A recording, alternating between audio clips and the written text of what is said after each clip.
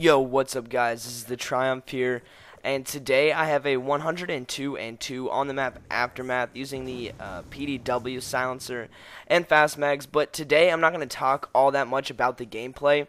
I actually have a pretty good commentary topic in my opinion, but before I get into that, I just want to say this is really satisfying getting a 100 plus on Aftermath, considering this is my least favorite map by far in Black Ops 2. I actually enjoy drone a little bit depending on what game type we're playing, but I hate Aftermath, so getting a 100 plus on this map was extremely satisfying.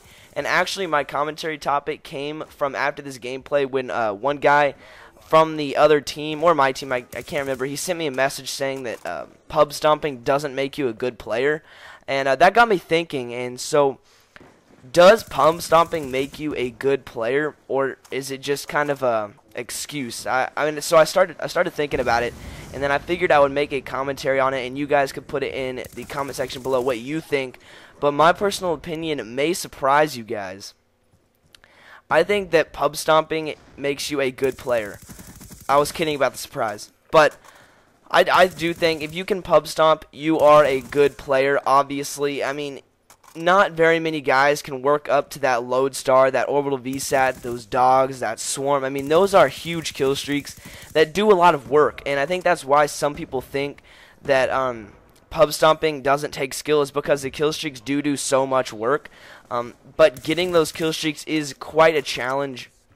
There are not very many people that I know that can get those kill streaks outside of YouTube. I mean, not very many guys I run into on a daily basis can get those kill streaks and do really well and get those 100 pluses. So I think 100 pluses are extremely special, and I mean, you are good if you can get those. Obviously, I mean, I thought that was kind of a stupid comment, but then I started thinking about it, and it could definitely be a debatable topic, and so I figured that I would talk about it today.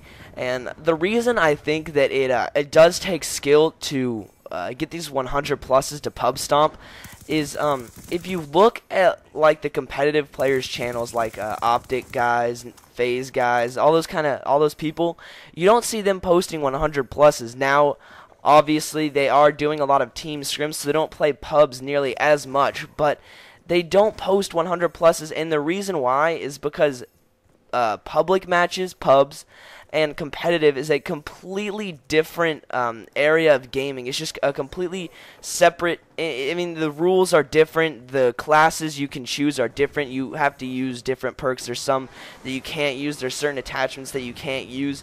So I think the surroundings, the settings is just so much more different that it takes a separate kind of player to be good at pubs, and then it takes another separate kind of player to be good at competitive. There's not very many guys that can drop 100 pluses and then clutch it on Optic and freaking like in MLG. So it's really difficult. I mean, there's obviously some guys that can do that kind of thing, but in my opinion, I think that pubs and competitive are two different levels, two different spectrums to gaming, and I think that it takes a lot of skill to play pubs, and it takes a ton of skill to play competitive, obviously, but they're two different things, and I think it takes two different skilled players to play each. And the reason I think this is, you don't see, if you see a competitive player come into pubs, obviously I don't think they're going to do nearly as well as most people think they would do. Now obviously they're going to be really good, but there's also all this bullshit that they have to deal with, like connection. Whenever they're playing competitive, they're at a LAN and the connection is flawless and all that kind of stuff. And then there's all the bullshit like target finders and thermal scopes, and then they're obviously not used to silencers, so people will be on the map. And then there's score streaks, which they're not used to. So all that can kind of come into effect, and when you put a competitive player into pubs, they will definitely suffer. And vice versa for pubs players. If you put a pub player in a competitive environment, they're obviously going to do pretty bad. Obviously, I said obviously a lot. I'm sorry. I'm going to stop saying obviously. But anyways, a public player, if you put them in the competitive environment, they're obviously, God, I just did it again. They're not going to do very well because of all the head glitching. Now, most pub players, they rush around, they rush into the enemy spawn, they get kills, and they get out. And there's a bunch of enemies that they can kill. But when you put them in a competitive environment, it's 4-on-4, so there's not nearly as many enemies. And if you rush through aimlessly like we do, I said it again. You're gonna die.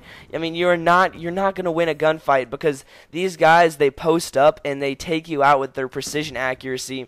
They're amazing at what they do. They can head glitch like crazy, and they know jumps and spots that we don't know as pub players.